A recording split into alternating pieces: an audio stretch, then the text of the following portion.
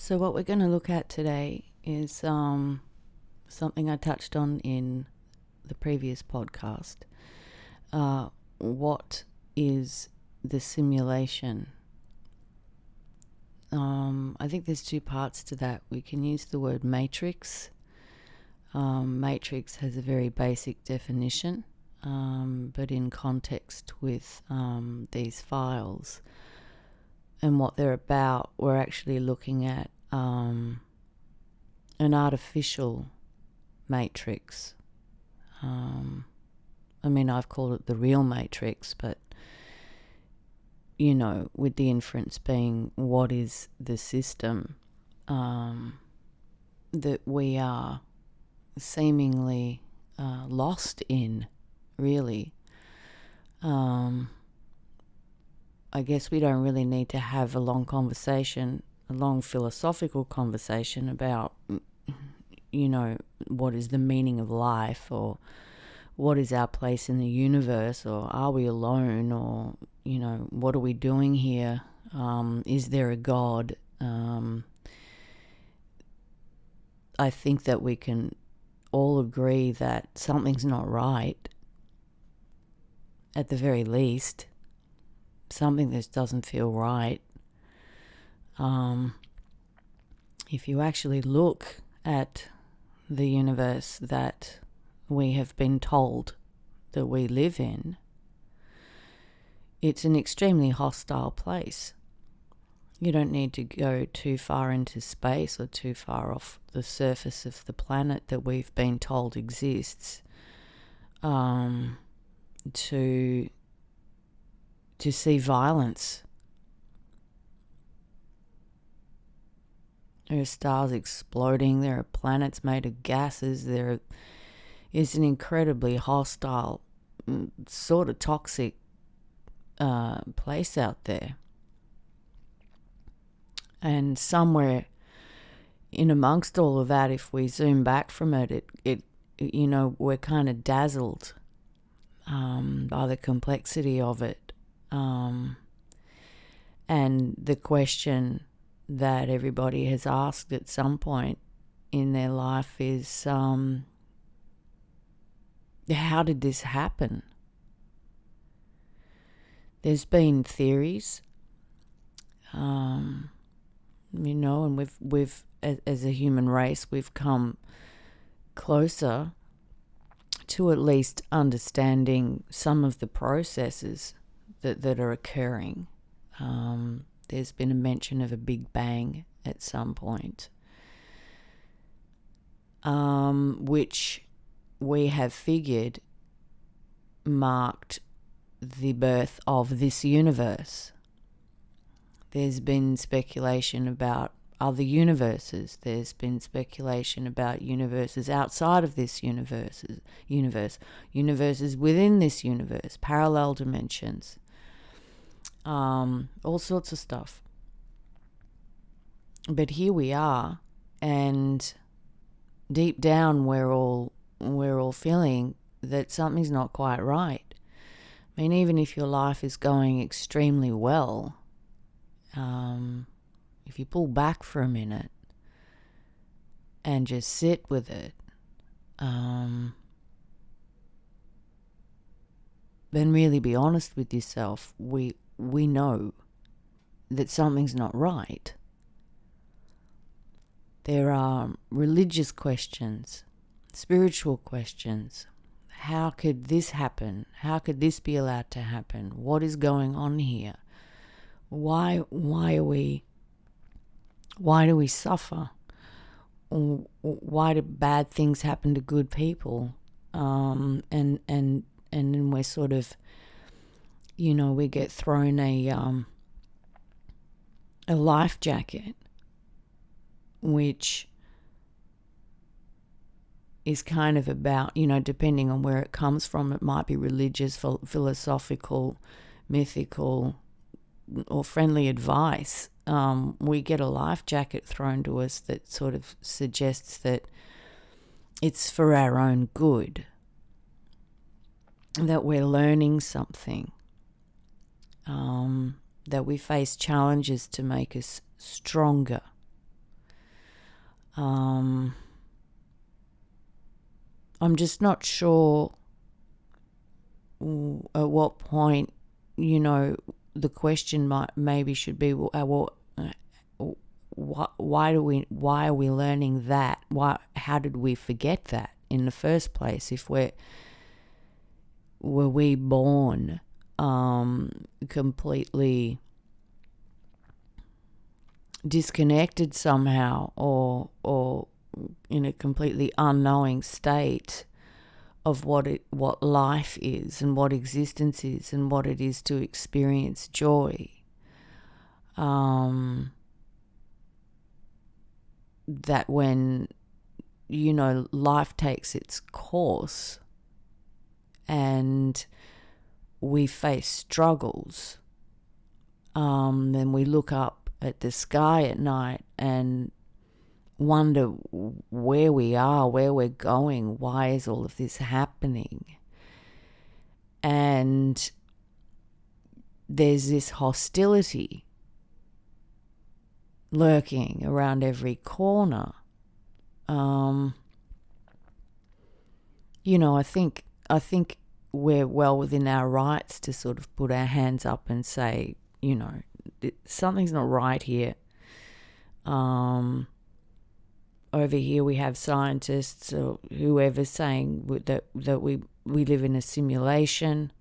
There's been speculation about, a matrix. What is it that we're really living in? To what degree is man interfering with the natural course of things? And what is that natural course of things? They're very complex and potentially confusing things to think about. And for many people, it's too overwhelming when there are things that need to get done every day just to survive. So we end up focusing more on our survival and how to action that every day, because of the man-made system that we live in, and pay very little, attention to broader concerns which might have, the answer for us if we dare to find it. So I think that what would be a good idea at this point is if I sort of talk to you a little bit about what I have learned through this process, and as I say in the introduction video, I embarked on these files, the research, because of something absolutely there's no real words for it, unacceptably abhorrent that happened to me as a result of the technology that everybody, that most people invest a lot of our time in these days. And from that, it really did become, it sort of unraveled itself for me as I did this research and followed my intuition and asked as many questions as possible and tried to find as many answers as possible. And I have to say that there's nothing in these files that was illegally obtained. It's all public information. There was no hacking. I ain't steal anything from anyone, so it's all public information, and through simply asking as many questions as I could, and hopefully all the right ones, I think that I've been able to piece together at least a skeleton of an answer to those two questions. What is the simulation that we're living in, and how does the matrix sort of fit into that? Now, a few years ago, Elon Musk, there was some talk about him employing some scientists to figure that out. I don't know what came of that project. I don't know how much time was spent on it. I don't even really know if he actioned it. But I haven't, nothing's come under my radar that has sort of said that, Elon has the answer to those questions. I think if you're still mining lithium, you might be a little bit behind the eight ball anyway, but with all due respect, we haven't really received an answer. We've received speculations and with no science to back these things up, except some theories that kind of ring true here and there. So what I discovered through my own process is that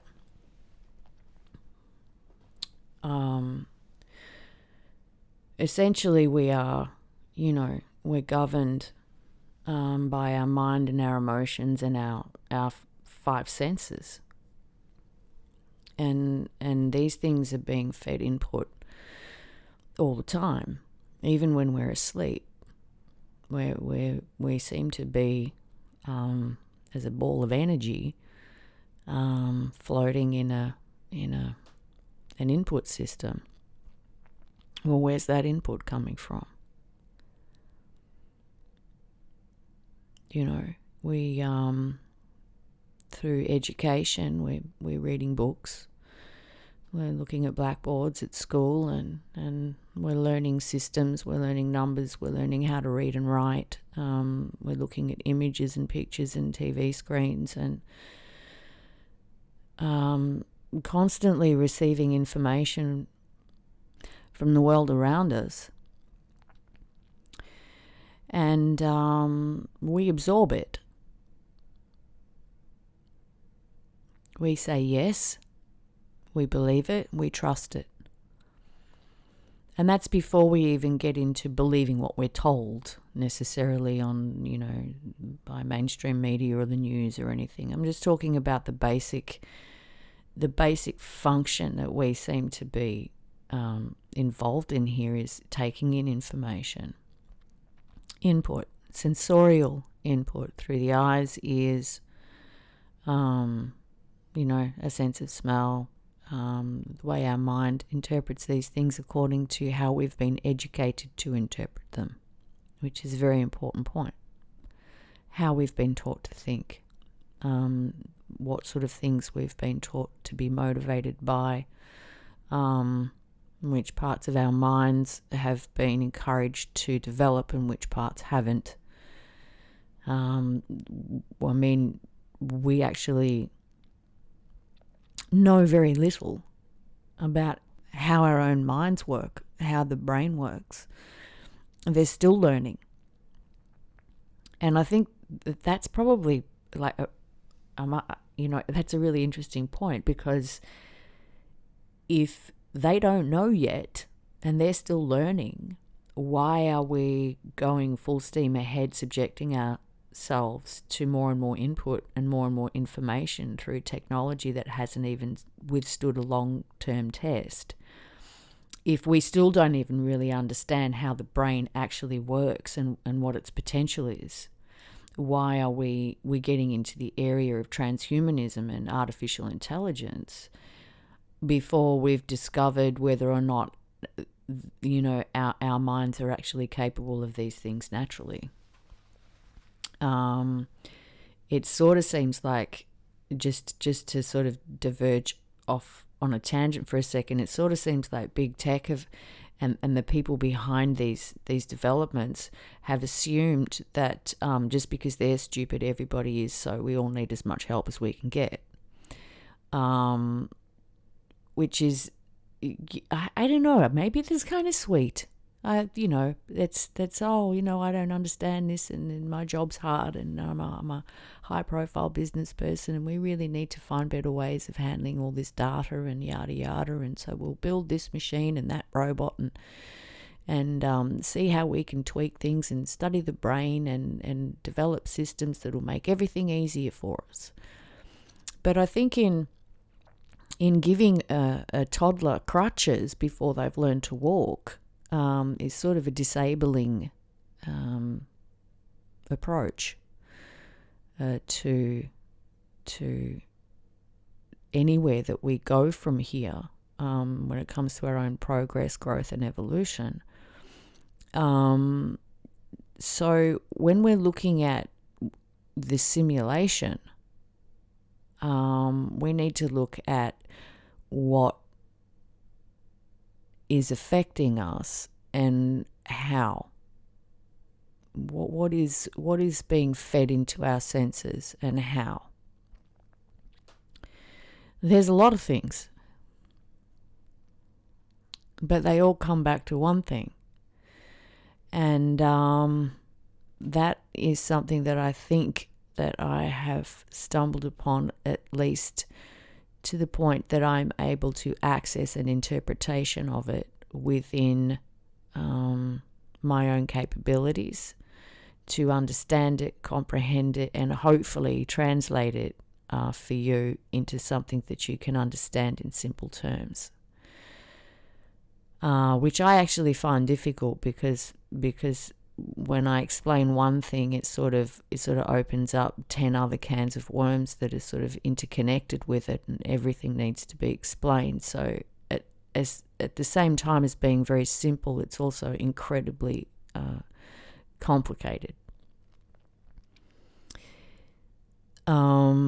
If we just bring it back to looking at this very simply, and focusing on the question, where are we getting our input from?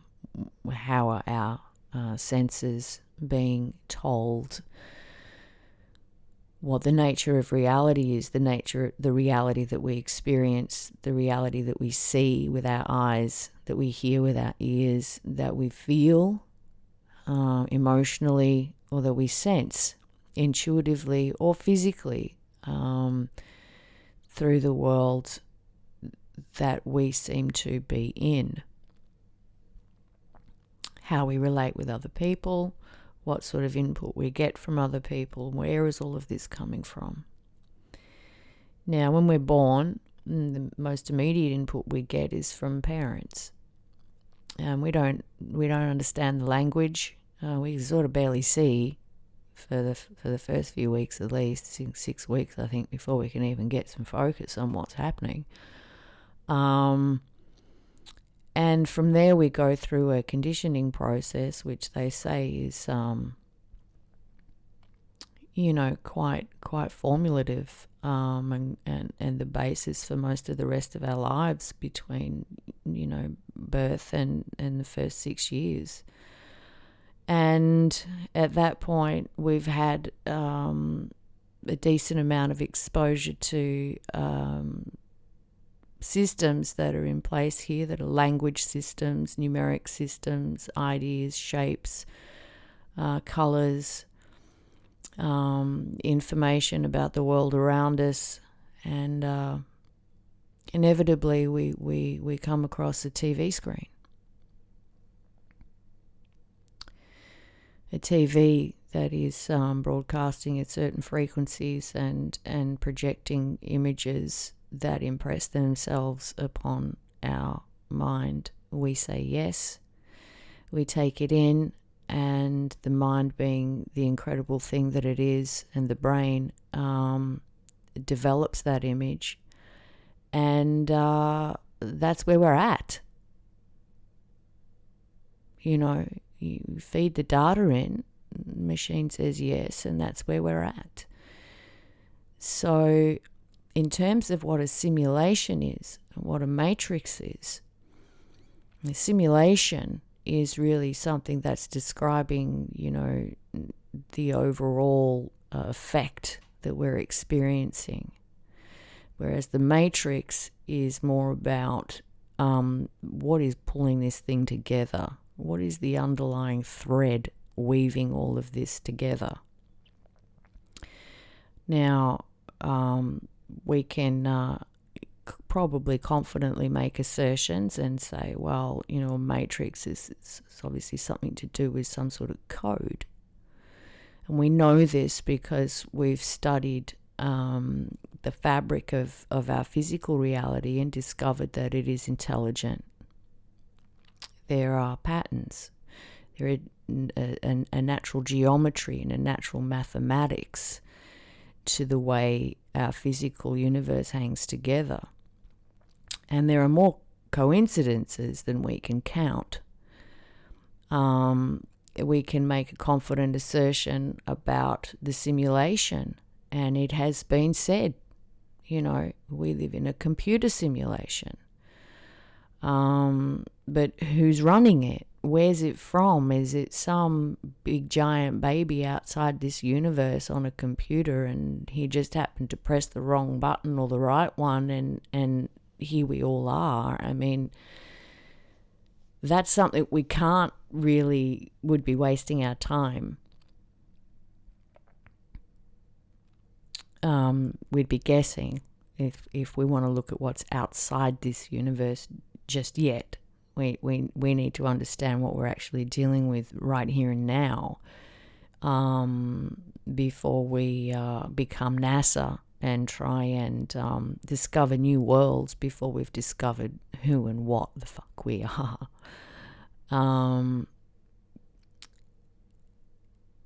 It's actually just on the tangent of NASA. It's actually a really interesting exploration when you think about what NASA does, what any space agency is actually doing as individuals. They're saying, I'm going to abandon myself for a second, and I'm gonna travel as far as I can in that direction and see if I can find myself out there.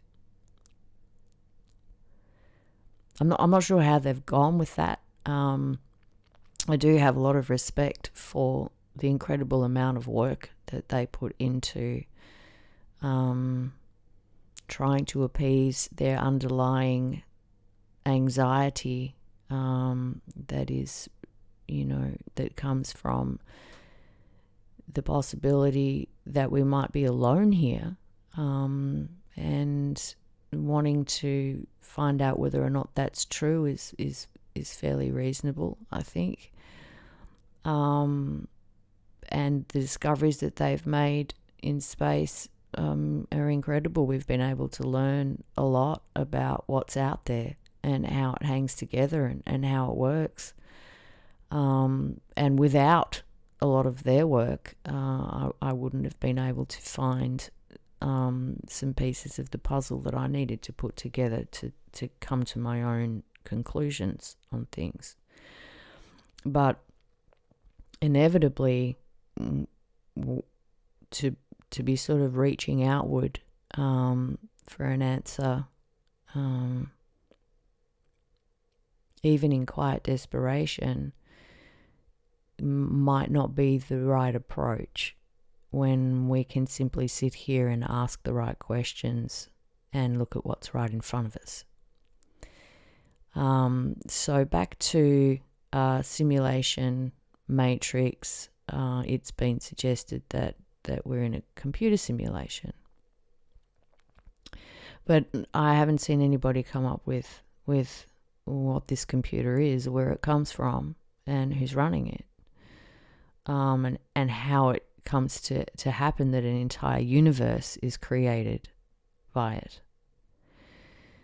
So when we're dealing with these ideas and concepts, well, first we have to understand that we are experiencing them through the only faculties that we have to interpret information, which is our brain, our conscious mind. We have a subconscious, and there are glands in the brain that have their function, and left and right hemispheres have their function in the body, and we have a pineal gland, and we have our senses, eyes, ears, etc. We experience ourselves as physical beings, and this is where we're at. This is literally where we're at. So where are we at? We are observing feedback I guess. Input goes in and what comes out is what we see, and there it is. So what's the source of this, and how do we gauge where we're at if we don't quite know what our potential is and where we're going? Now, there are people who, I think it's understandable to have never asked those questions and just assume that what we're experiencing is where we're at, really, and this is our experience, and why look outside of it? This is reality. If there's a God or a life hereafter, or a heaven, or even a hell, or any of these things, well, we'll find out about that when our time's up. And it's sort of all very simple in that context, but it doesn't really satisfy those deeper questions that we have about our existence and what it's for. Seems a bit pointless, right? You get born, suffer, and die. Or, embrace the game entirely, become a multi-billionaire, have a great time, and die. But there's that end bit, which is life and death, and those sorts of discussions and questions that have been had. I mean, our entire modern history is full of philosophical debate on that for a reason, because we don't really know, and it's unsettling. And I think after what happened to me, I wanted to find out what's going on, and weirdly, I didn't really sort of actually start out with that question. I just wanted to find out how what happened to me. I knew that there was something completely off with it. And so, as I said, I sort of, started doing the research, and it opened up into a much broader issue of discovering what I could see to be the source of the simulation that we live in, and the matrix underpinning it all, and what this universe is about, and how it started and where it came from. And as I've said, it comes back to what the information that we're taking in and where it's coming from, and how our incredible computer that we have in our own heads, our brain, and another incredible computer, which is our heart and the magnetic field that's generated by the heart, take in information, translate it, and allow it to be our experience. So here we are, and I'm speaking into a microphone, and I'm got a computer screen in front of me. That the minute that I turn it on, there's a format that I'm presented with. If I plug the internet in, I open up a realm that is a simulation. It's the internet and computers are all a simulated version of information, and a simulated representation of allegedly the world that we live in. And we come here and interact and discover and be entertained, and the whole time we are taking in information. Our eyes grow accustomed to perceiving reality in a certain way. Our minds become conditioned to interpreting sensorial input in a certain way, visual input in a certain way. And these things are impressed upon us with such regularity that they become our reality. There's a period of modern history, through the 50s and 60s, and people who experimented with LSD and mind-altering drugs, who have told their stories about what they experienced when the brain was affected in a certain way to alter perception and open a little doorway into other ways that the brain is capable of experiencing input if you change it slightly from within. Then your experience is going to be different. The way that you experience reality will be different. They call it tripping. And people have had experiences that range from utterly horrific to incredibly divine. So even there, we're not really getting a good, a consistent grip on what our full capabilities are, and it may vary from person to person, which it obviously does. But I think that's, in mentioning mind-altering drugs, that might be a good way of sort of, using that as a contrast to our normal waking state that we are in every day. Some people drink, and then there's an effect that happens and we feel a little different, but for the most part, our vision, we don't really see beyond here, we just get blurred vision. So, but I think, that's one way of sort of looking at how we've tried to alter our perception of reality by ingesting substances that enable us to do that, at least with enough differentiation from everyday life to sort of to qualify as a window opening up, saying, hey, there's the brain can do this, and if you give it this, it'll do that, and it'll help you see this and see beyond there, and we're in a holographic universe and everything's sparkling, and all the information's out there. It's actually all online anyway, in terms of the different ideas and the different experiences that we've had in asking these questions and what we've done about trying to find out to this point. What we do know is that the brain has within it something called a hypophyseal portal system. And I hope I've pronounced that correctly. And it consists of the glands in the brain. And this is the part that I want to focus on, specifically to do with the files and the research that's in the files.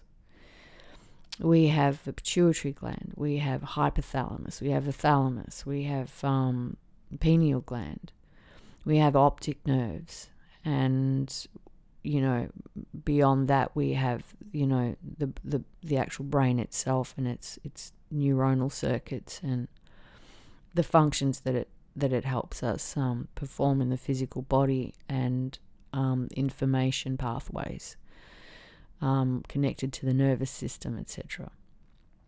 But in the hypophyseal portal system, we have certain glands in the brain that are very central in the head. And they serve their own functions, hormonal functions, comprehensive functions, and they play a large role in how we feel and take in information and complete processes within the body every day. Now,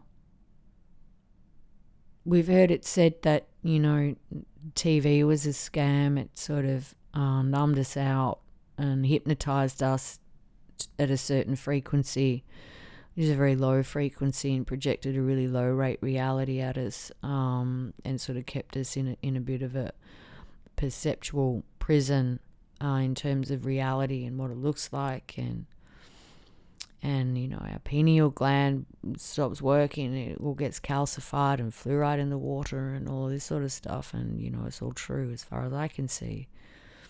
And then beyond that, we got computer screens and kind of up the frequency a bit, but we're still being projected the same reality. We're not looking at anything different to what would be on TV, except this is all digital. And there's a coding behind the way this whole thing's been put together online and with computers. But the hypophyseal portal system is our most internal engine room, really, in the center of the brain, that is chugging along every day, performing its functions, and as part of the human system, responding to stimuli and input at the same time as performing those functions. Now, if you've watched any of the files of the over 500 files that have been uploaded, very early on, I think probably within the first 100 or so files, there are screenshot files where I show a pyramid, the Great Pyramid of Giza, and a human head sort of superimposed over it. And I did not create that image. That was done by somebody else a long time ago, and I found it. And I thought, well, this is a very interesting idea, because these chambers in the Great Pyramid actually line up with the glands in the brain exactly the way this guy has drawn it. And I think there might be something in that. Nonetheless, I was able to sort of then look at how, oddly enough, social media forms its own portal system within the internet. There's an interconnectivity that occurs between networks when they started cross-posting, making that feature available. And so when you get, say, Facebook, Instagram, and Twitter, Facebook, YouTube, Twitter, talking to each other and cross-posting, what they've done internally via code is create a hypophyseal portal system. Or at the very least, a simple portal system where the information is flowing internally between these three things. And for the sake of looking at the idea and being able to discuss it, I'm using Facebook, Twitter, and Instagram, because they were the three predominant apps that have this interconnectivity. Instagram obviously is a visual platform.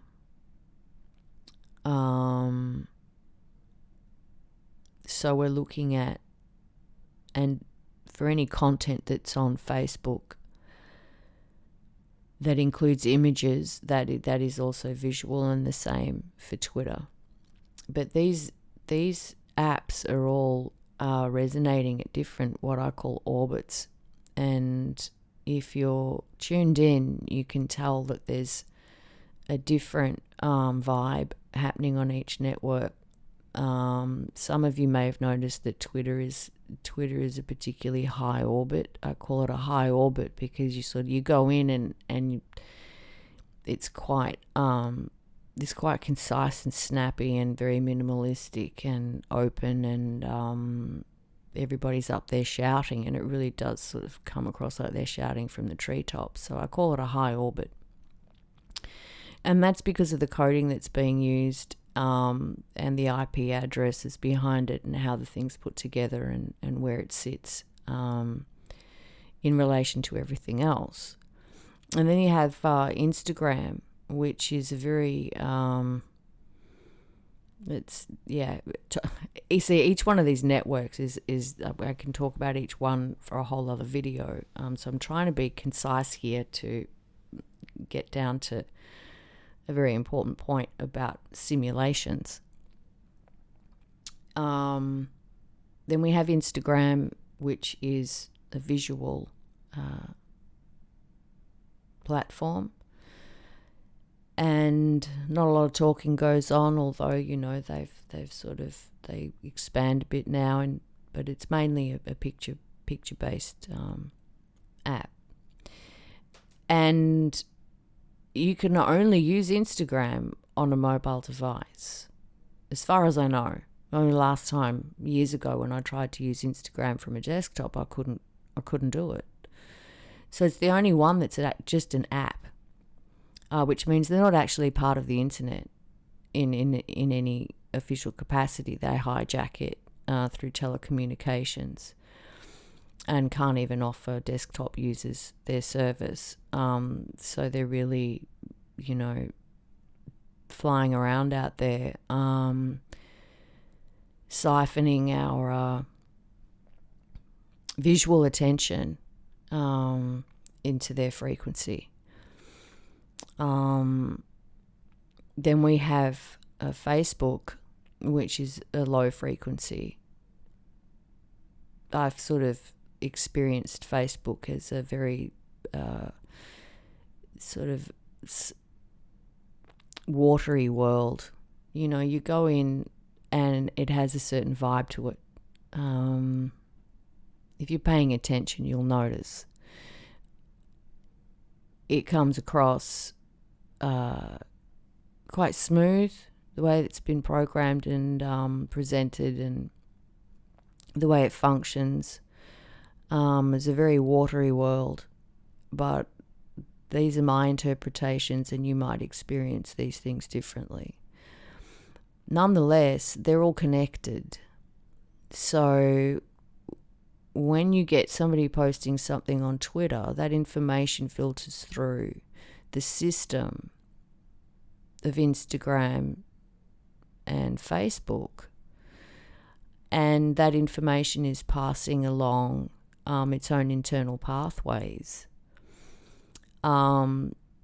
exactly the same as the portal system in the brain, when we're looking at how glands in the brain transmit information from one to the other.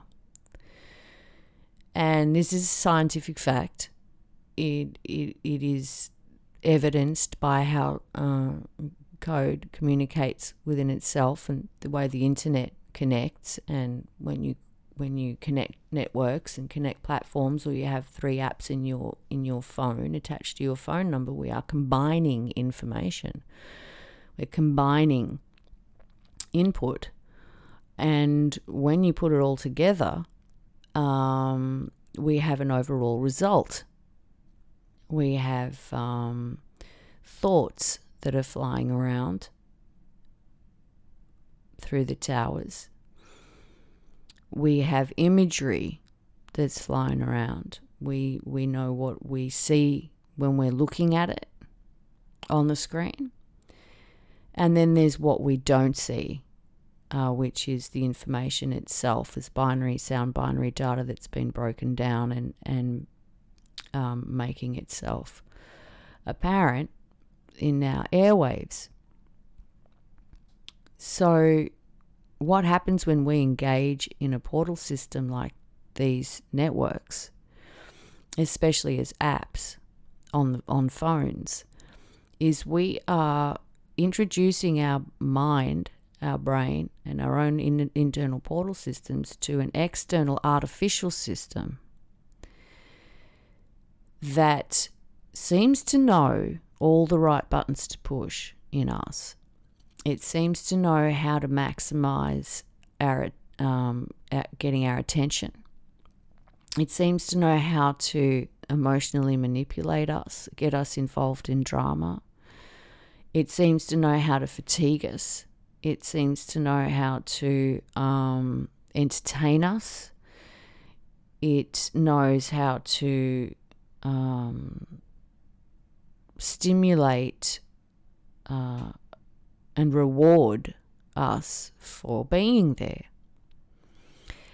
So the more that we pay attention to this artificial portal system, which, I mentioned the Pyramid of Giza before, and how if you just look at the chambers, it's one way of sort of picturing this portal system where you've got, Facebook as being the thalamus gland, which is the king's chamber, and then you've got the optic nerve running down to the eyes, which is the grand gallery and Instagram, and then you've got the pituitary gland, which is Twitter, and how these things are joined and actually connect and talk to each other internally are exactly the same.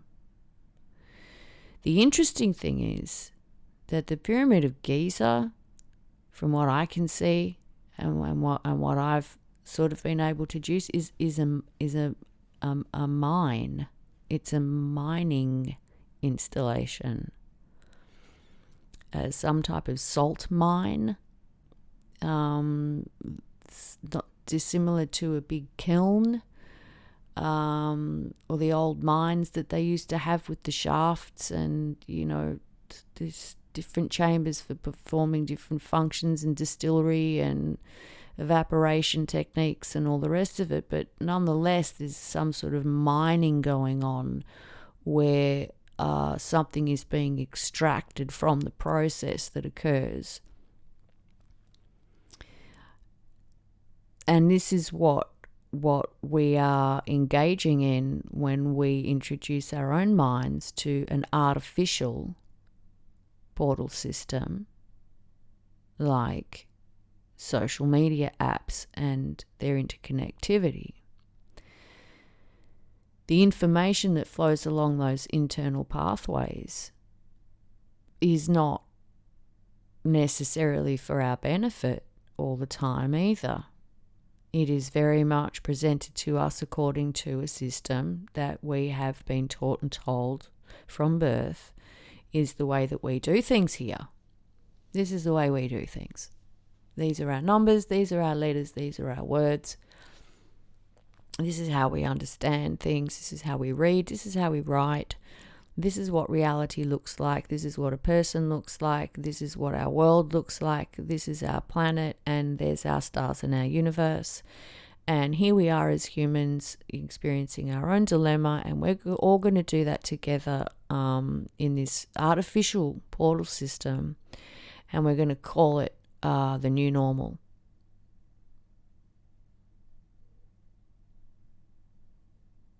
It's kind of mind-blowing when you look at it like that.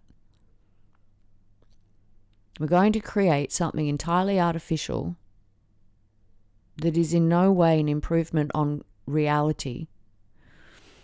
It's just a replay. And it's going to push all our buttons and manipulate us and extract and manipulate the glands in our brains in terms of how they're affected by this input. And we're going to call that our new normal. I don't understand. Sorry. I don't understand who said. Who said that Facebook, Instagram and Twitter are our new normal? And why would that be? They're not an improvement on where we're at. And why would we be wrapping our heads into that artificial space and calling it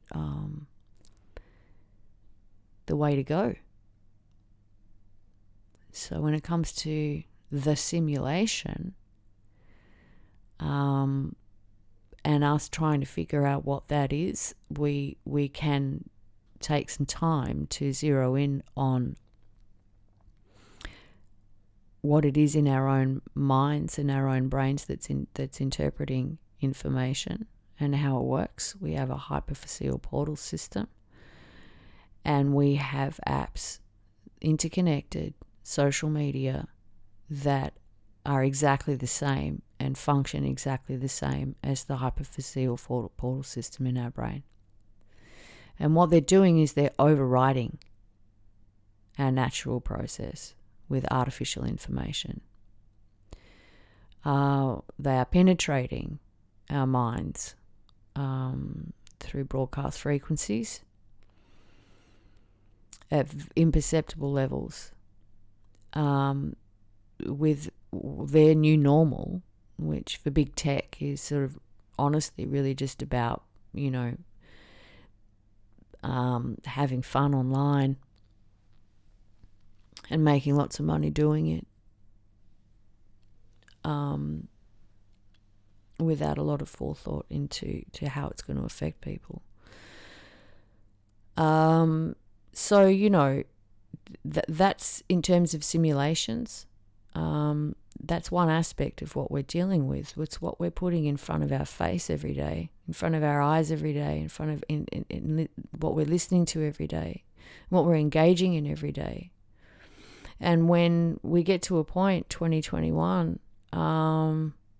and everybody's strapped to a smartphone and they're carrying this device around all the time, and the question is, gee, I wonder what the simulation is.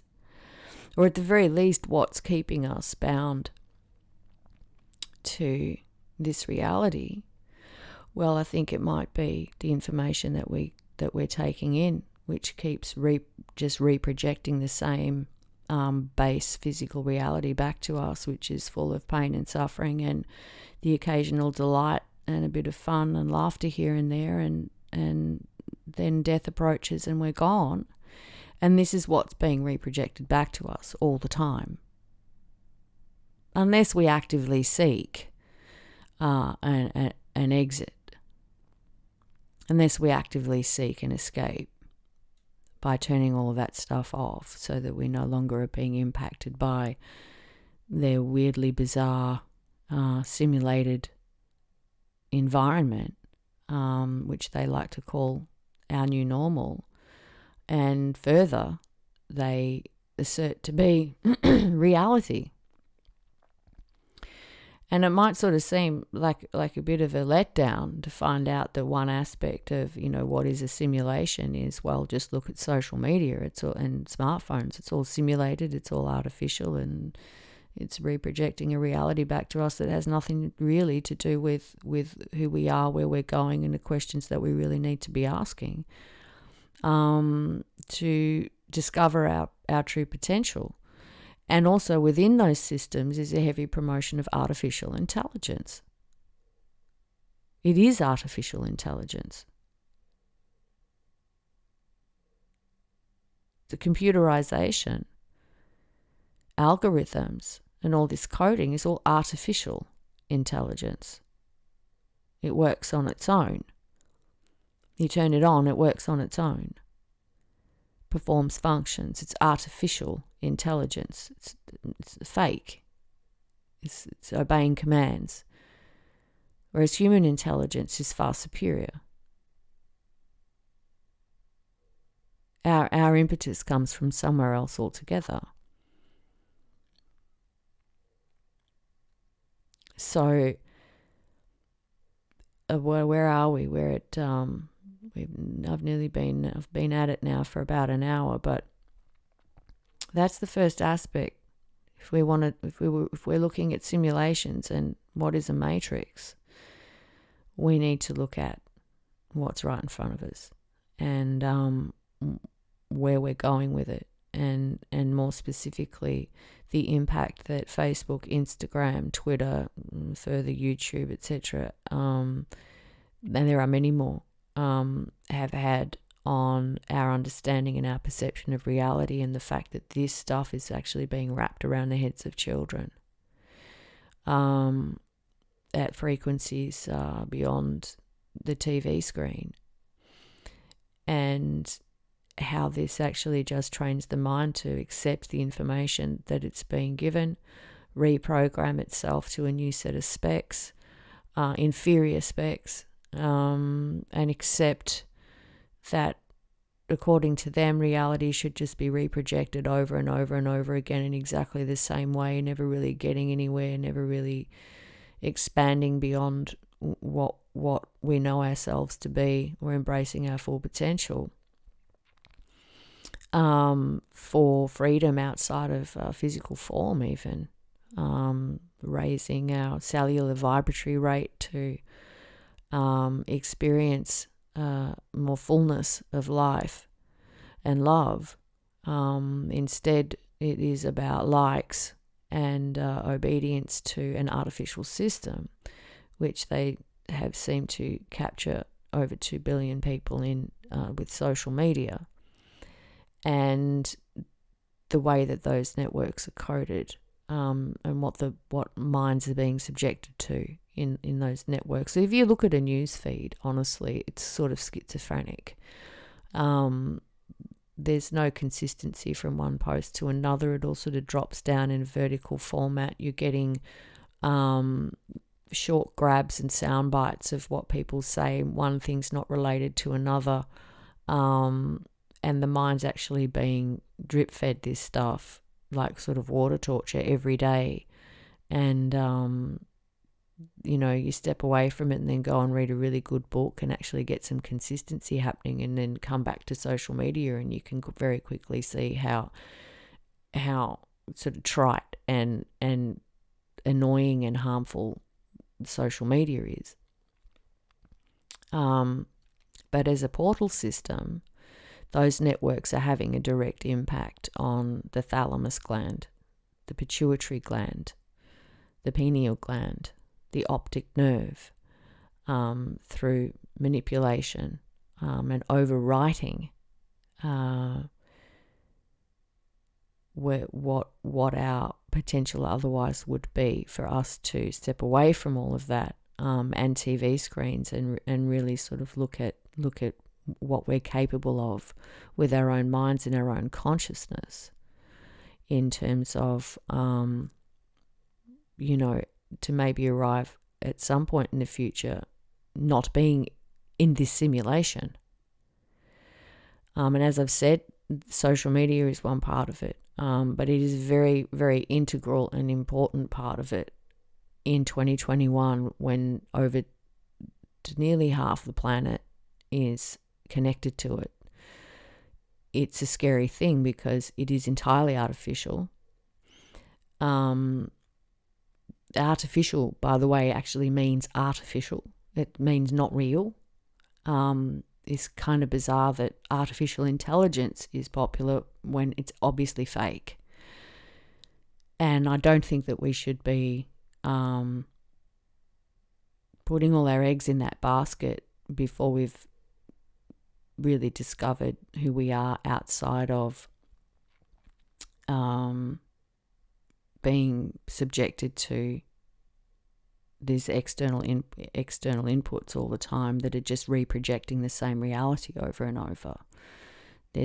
We need to actually look at how we can expand naturally without interference from artificial simulations and matrices that are playthings for guys in college who learn how to code, and that's really all it is.